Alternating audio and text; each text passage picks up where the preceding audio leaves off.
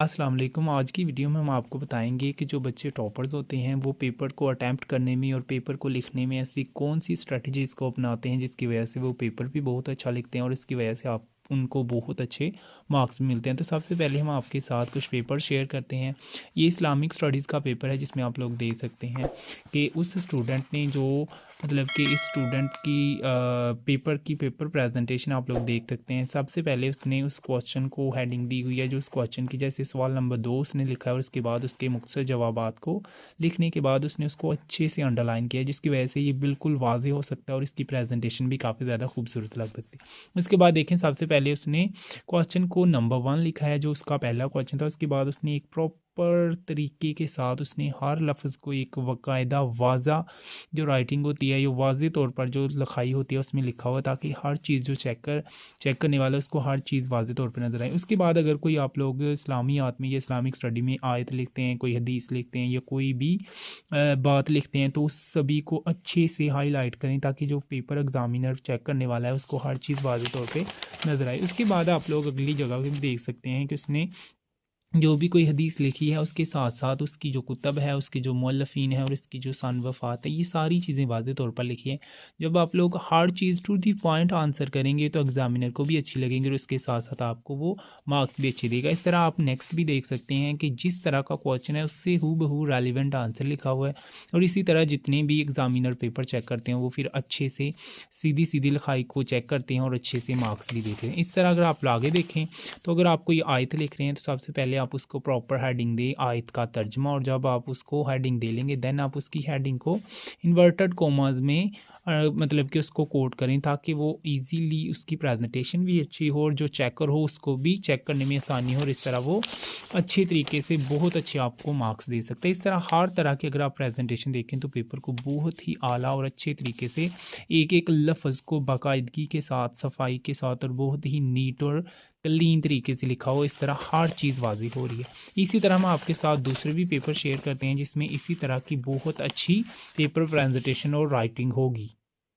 उसके बाद next paper है हमारे पास बायोलॉजी का। बायोलॉजी में भी देख सकते हैं उसने प्रॉपरली जिस तरह का क्वेश्चन नंबर है उसको पहले हेडिंग दी हुई है, इसके बाद उसके जो शॉर्ट आंसर हैं उसको स्टार्ट करने के बाद उसने प्रॉपर तरीके से उसको स्टार्ट किया है क्वेश्चन नंबर 1 से, देन प्रॉपर हेडिंग दी है जिससे आपका जो क्वेश्चन है वो भी वाज़ेह हो जाता है और आंसर को भी एक अच्छी सी हेडिंग मिल जाती है। उसके बाद उसने जैसे क्वेश्चन में एग्जाम्पल के बारे में पूछा है टू दी पॉइंट वैसे ही आंसर दिया हुआ। उसके बाद अगर हम नेक्स्ट पेज पे जाते हैं तो इसमें भी आप लोग देख सकते हैं हर चीज़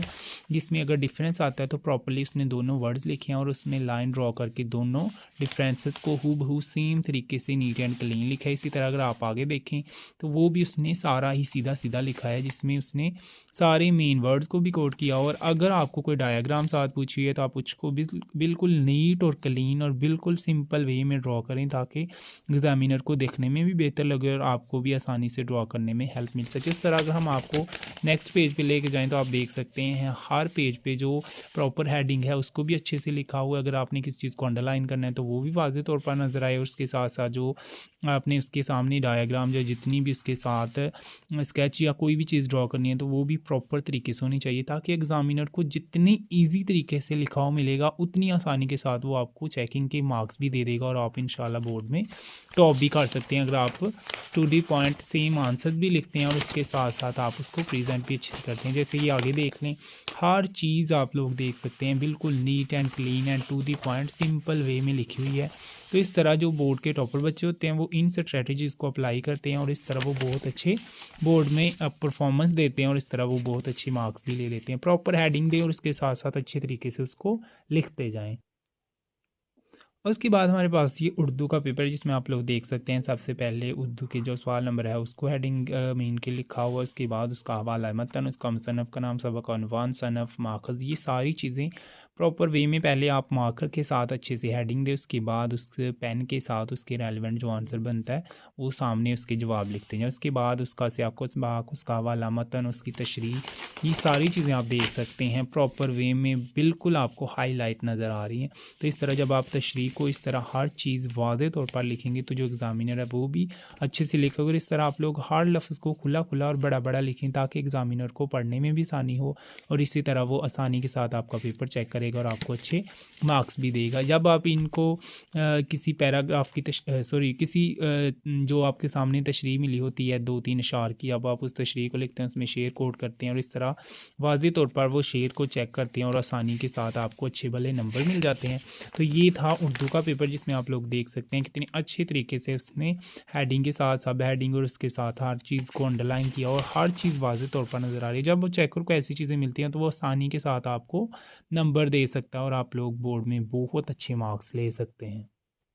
नेक्स्ट आप लोग केमिस्ट्री का पेपर देख सकते हैं। केमिस्ट्री में आप लोग देखें कि आप क्वेश्चन नंबर को सबसे पहले हाईलाइट करें, उसके बाद जो क्वेश्चन नंबर है उसको हेडिंग दें और उसको मार्कर के साथ अच्छे से प्रेजेंट करें ताकि जो एग्जामिनर है उसको चेक करने में कोई इशू ना आए, वो आसानी के साथ आपको मार्क्स देता जाएगा। जो भी क्वेश्चन लिखें उसकी हेडिंग देते जाएं और साथ साथ लिखें। और अगर वहाँ पे अगर कोई इक्वेशन लिखनी है कि जब कोई पेपर आप लिख रहे हैं और उसके साथ इक्वेशन भी मस्ट लिखें जो उससे रेलिवेंट होगी। इसी तरह आप देखें अगर कोई यूनिट लिख रहे हैं केमिस्ट्री में तो आप यूनिट की हेडिंग दें, उसके बाद उस यूनिट को लिखें और उसको हाईलाइट करते जाएँ ताकि एग्जामिनर को हर चीज़ टू दी पॉइंट मिल जाए और आपके मार्क्स भी अच्छे से दे सके। इसी तरह ये देखें जिस तरह का अगर आप लोग कोई डेरिवेशन या उसमें कोई फार्मूलाज लिखते हैं केमिस्ट्री में तो वो भी वाज़ेह होने चाहिए ताकि जब भी आप लोग फार्मूले लिखें तो एग्जामिनर को जब सामने सारा लिखा हुआ मिलेगा तो वो जल्दी से आपकी चेकिंग करेगा और इस तरह आपके जो मार्क्स बनेंगे वो भी आपको आसानी के साथ दे देगा। इस तरह अगर आप लोग देखें तो कोई भी इक्वेशन अगर आप उसको बैलेंस करना चाहते हैं तो वो बिल्कुल वाज़ेह होनी चाहिए। उसमें जो एनर्जी की रेशियो है या उसमें जो इलेक्ट्रॉन मीन के शेयर हो रहे हैं या उसमें से डोनेट या उसमें से जो ऐड हो रहे हैं वो सारी चीज़ें वाज़ेह होनी चाहिए। उसके बाद आप लोग ये देख सकते हैं कि अगर आप लोग कोई रिएक्शन लिख रहे हैं उसमें एंजाइम और उसके साथ साथ जो कैटलिस्ट होता है उसको भी मस्ट वहाँ पे कोड कीजिए ताकि जब एग्जामिनर को हर चीज़ टू दी पॉइंट मिलेगी और वो आपको मार्क्स भी आसानी के साथ चेकिंग करके आपके मार्क्स भी बहुत अच्छे आपको दे देगा। ये देख सकते हैं आप लोग हर रिएक्शन हर चीज़ एक प्रॉपर हेडिंग के साथ, उसके बाद उसकी जो एग्जाम्पल्स होती हैं ये सारी चीज़ें जब हाईलाइटेड होंगी, एग्जाम्पल कॉजेज़ उसके जो स्टेप्स हैं मैकेनिज़्म, ये सारी चीज़ें प्रोसीजर आप लोग एक स्टेप्स के साथ लिखेंगे तो एग्जामिनर को चेकिंग में भी मसला नहीं आएगा और वो आसानी के साथ खुशी खुशी चेक करेगा और आपको बहुत अच्छे मार्क्स भी देगा। तो ये थी आज की वीडियो। इस वीडियो को लाइक कीजिए और हमारे चैनल को सब्सक्राइब कीजिए। अल्लाह हाफिज़।